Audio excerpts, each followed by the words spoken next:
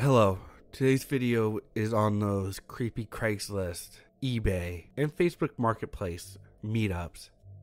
You know, when you meet someone selling something, or you're selling something to someone, you never know who's on the other line.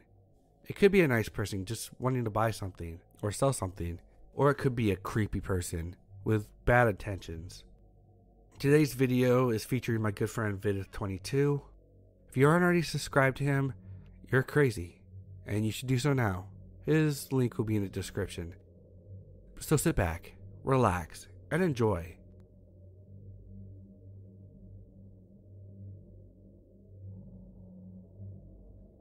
Being a dancer, I sometimes resell some of my leotards online. Mostly on eBay, small ads, because it's easy and fast. I had ordered a leotard online from another country, which, unfortunately, was too small for me. As shipping costs were too high to send it back, I decided just to sell it on eBay. It was completely new and never worn. It also had its tag still on it. So one night, around 1 a.m., I received an anonymous call. I wasn't fast enough to answer.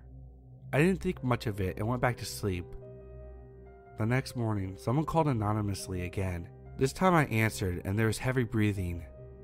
I asked, "Who is this?" But the person on the phone just kept breathing.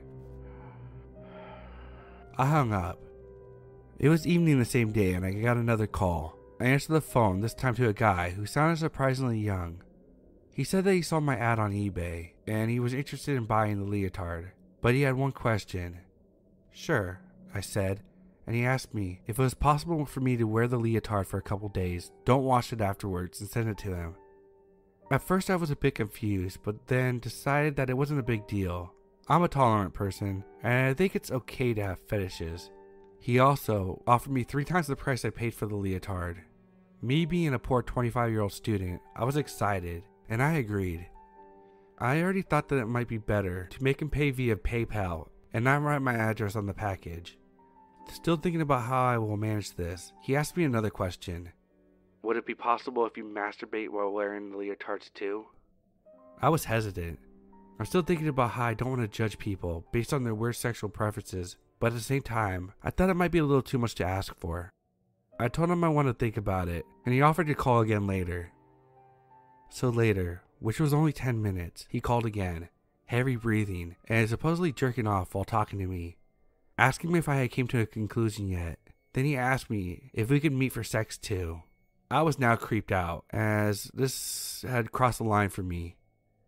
I said I wasn't interested in having sex with him, and I didn't want to sell my leotard to him either.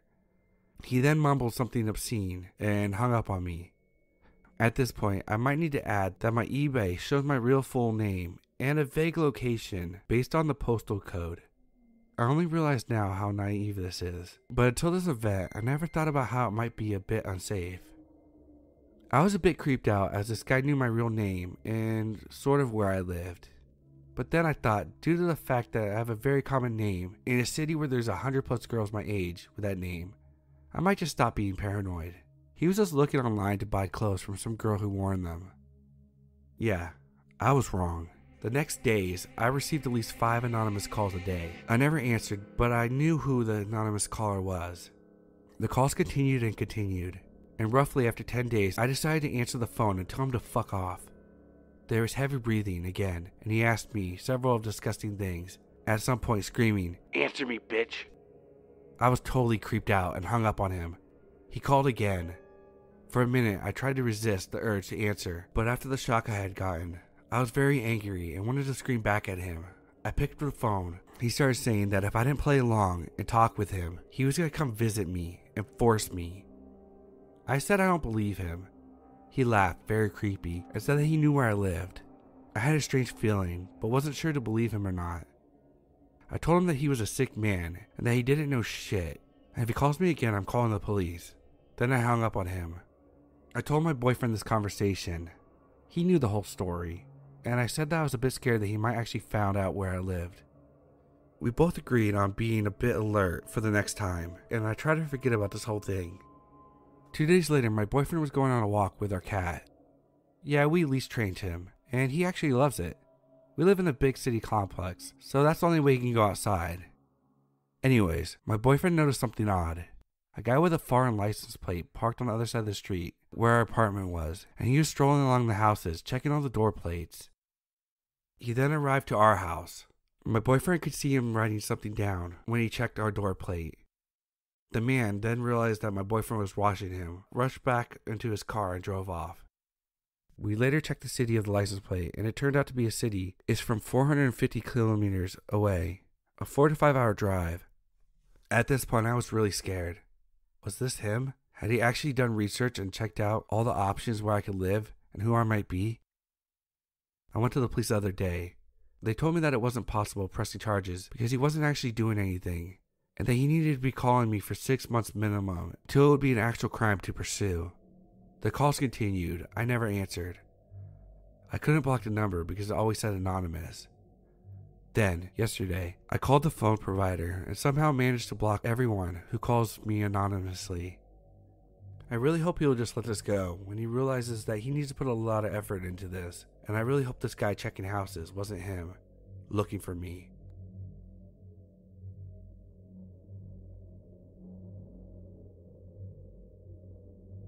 A few years ago, I moved with my family right before I started college.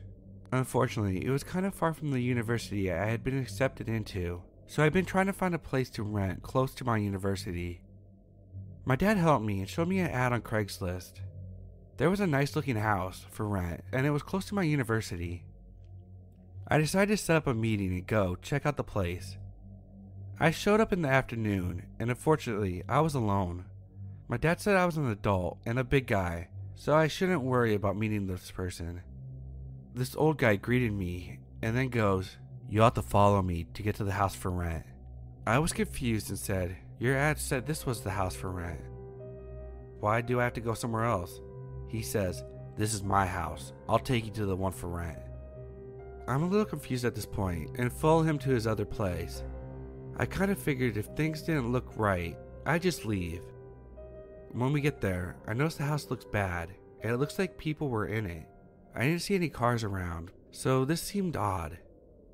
He looks at me and says, "Don't you want to check it out?" I said, "I don't know. This isn't what was in your ad. It looks like other people are there." He tells me that there are other people checking it out and I could join them. Something just feels off about this whole thing, and I tell him I wasn't interested anymore. This place looked in bad shape from the outside and appeared to have people in the house. When he asked why I wasn't interested, I told him it was a far drive from my school and work. He got mad and accused me of wasting his time. I said, "I'm not the one that advertised the house," and then telling a person it's not the one for rent. He began to glance nervously towards the house and asked if I was sure I didn't want to check it out. I told him no and left. He never contacted me again, thankfully. I'm not sure what his intentions were, but something just felt wrong.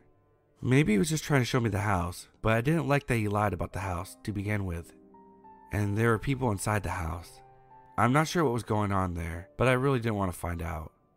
I also didn't like how he was looking at the house when he was asking me if I was sure I didn't want to go check it out. It seemed so bizarre. He went from being mad to getting kind of desperate for me to go inside.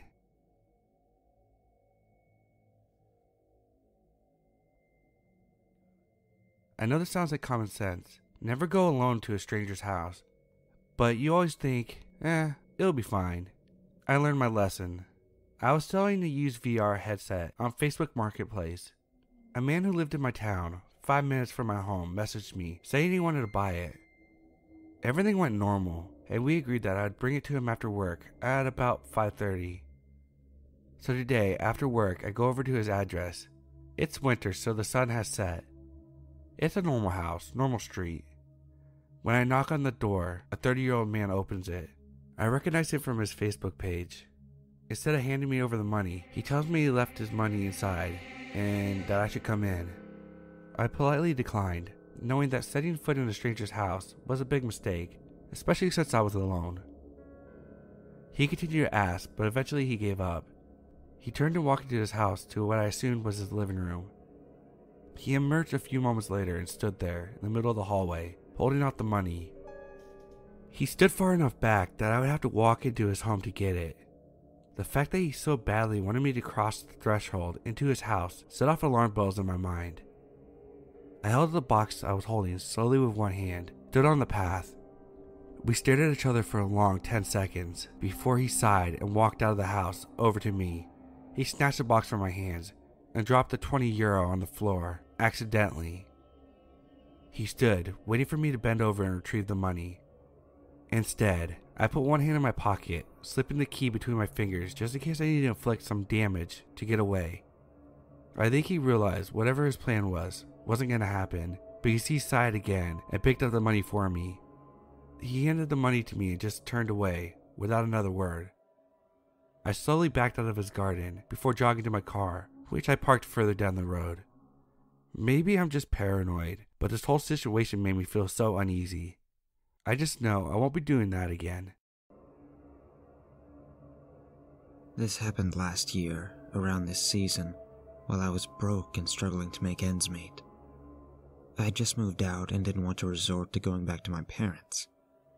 Anyway, I was so desperate I was looking on CL for caregiver or housekeeping type gigs, just to make quick cash while I looked for an FT position. After responding to several, I got a bite back from a man who had advertised as a disabled man who needed help with his morning and evening routines since he had a bad back. As a past caregiver, I thought nothing of his requests to help with bathing and dressing since I knew it could be difficult for some. After chatting on the phone and coming to the conclusion that he was nice and normal, I proceeded to head over to his townhouse late one night to help him with his nighttime routine. He lived a bit out of the way from me, but I was desperate and didn't mind. He even said I could spend the night, since he'd need me in the morning anyway. Once I got there, he was a decent-looking man in his late 30s or early 40s with a cane. He paid me $200 up front for the expected nighttime and morning routine the next day. He explained he was ex-military and had back surgery recently. Things started to get weird on how cute he thought I was. I should have seen that as a big red flag, but again, I was super poor, but I didn't want to cheat him, so I gave him the benefit of the doubt. He then led me to his bedroom, where he got undressed for his evening shower. I was horrified, since I saw that he had a giant erection and wanted me to lather him up. He asked if I wanted to take my clothes off, and I declined. He responded respectfully. However, he did touch my butt when I was bent over to pick up something for him. I should have ran out right then, but I was waiting for the right moment. After quickly giving him the most unsexy shower in the most platonic way I could, he got out and said he was headed to bed, but didn't want to wear any clothes.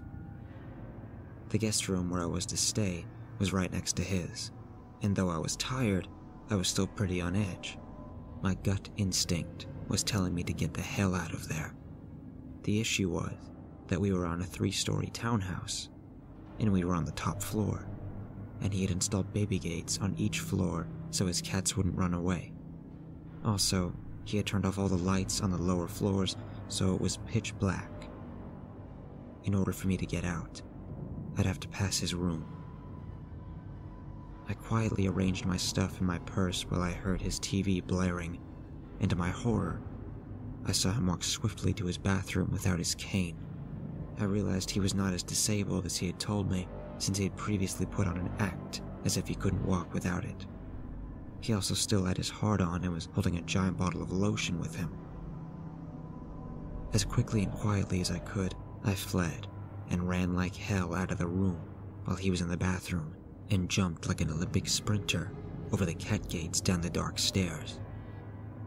As I threw the front door open to run to the car, I heard his house alarm go off.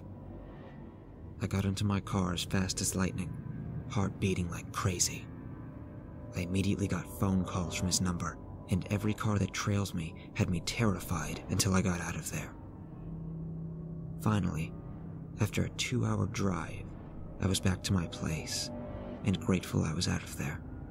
Who knows what could have happened if I had stayed overnight, but I didn't want to stay to find out. I'm not sure if this belongs here, but years ago when I was about 13, I don't remember my exact age, but it was around middle school, I made a post on Craigslist advertising babysitting services as a way to make some money. The morning after I made the post, I got a phone call, no number, from a man supposedly interested in hiring. As soon as I heard his voice, I got an anxious feeling. He had whispered and talked very low and slow the entire time. It was extremely off-putting. It sounded like he was middle-aged.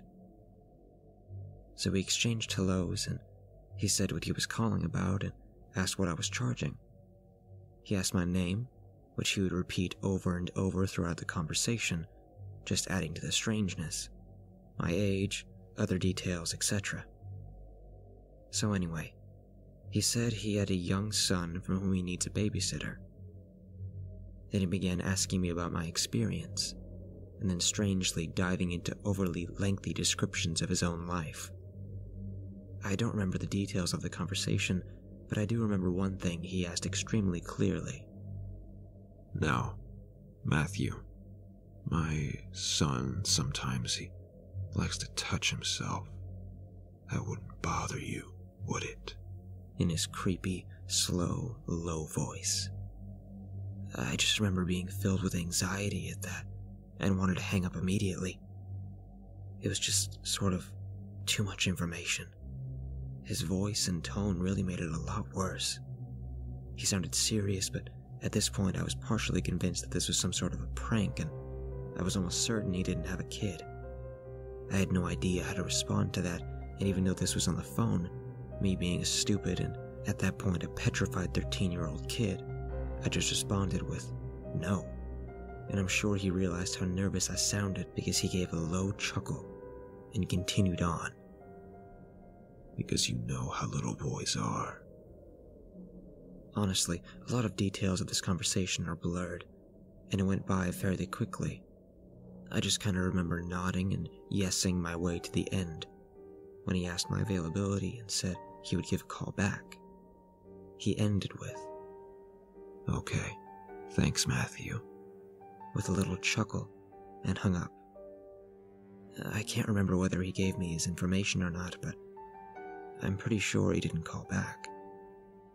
I do remember jumping onto my computer and taking my ad down as soon as the conversation ended.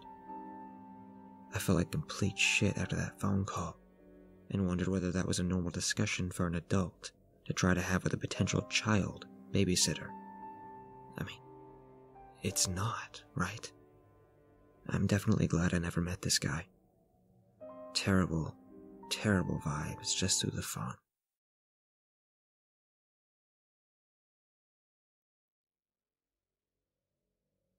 First time poster. This happened in the fall of 2014. I was 20 and recently widowed thanks to cancer. I was living with my parents again and looking to get back out on my own. I had found roommates in the past from Craigslist, and it wasn't a problem for me. I never met any weirdos or anything. This time was a bit different. I met a guy, we'll call him Andrew. We texted for a few days and he seemed normal. We exchanged pics, just for peace of mind. We decided to meet up and he told me he didn't have a car. Red flag. How are you gonna move out without a car? We didn't live in a city with a very good bus line, so it just seemed off to me. So, stupid me decides to pick him up later that day. He lives in the next town over, and we were just going to McDonald's to get to know each other. At 8 p.m. I start making my way to his house, which I came to find out is a trailer park. I finally found the right one, and he comes and gets in my car. Just looks like a normal 18-year-old kid, except he looked younger, in my opinion. Maybe 15 to 17-ish. He was Hispanic and not bad looking. He did seem fidgety though. We get to McDonald's and I'm like, so should we go in? To which he replies, let's just sit in the parking lot. I found this odd, but whatever. We sit and chat and kind of get to know each other. I found out that he works in the next town over. Keep in mind, this is now 2 towns away from where I wanted to move, and he has no car. He says it won't be a problem. He starts looking around, super nervous. He asks about my dating life, and this is where things got a little odd. I tell him about my husband, and he asks if I would consider dating him so we could get a 1-bedroom. He keeps talking about how I can cook and clean for him and be his girl. At this point, alarm bells are ringing, but I keep my cool and laugh along saying, hey, you never know what could happen. I tell him I need to go home because it's getting late.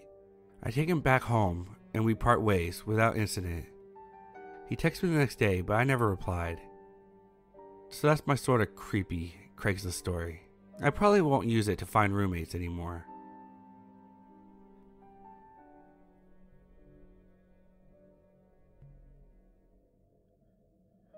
Two days ago, I put an ad up on Facebook Marketplace for a brand new bathing suit. I priced it at $10. A woman named Rhonda messaged me expressing interest, and I told her it was hers if she picked it up. I live in an apartment, so I gave the address and went outside so they didn't know exactly where I lived, for my safety.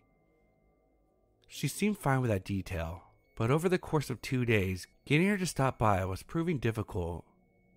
She had given me several different times where she was going to come over, but never did.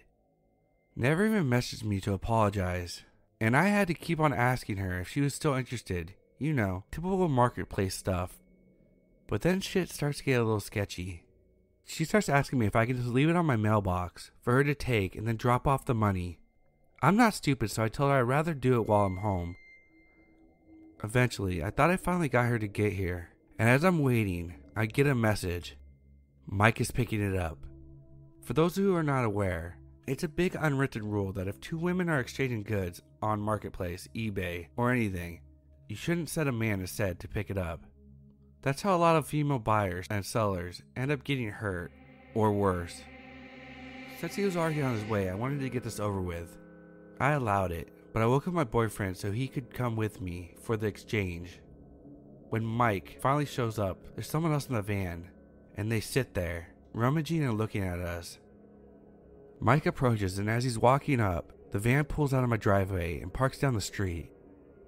Mike drops off $10 worth of change in my hand and speed walks back over to the van, and they drive off.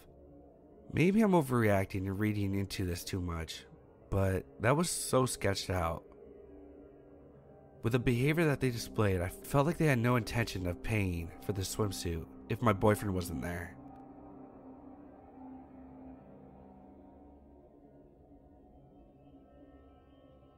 This happened a few years ago, but it still bugs me to this day. I had just graduated high school, and as a soon-to-be broke college student, I needed some extra cash. I took to selling all my prom dresses on Craigslist. I received a call from someone who took interest in one of my dresses, so of course I answered the phone. Hello? I'm calling about the blue dress you listed on Craigslist. I was a little surprised at the fact that it was a raspy man's voice saying this, but I didn't think too much of it. I told him the size and the price, nothing crazy.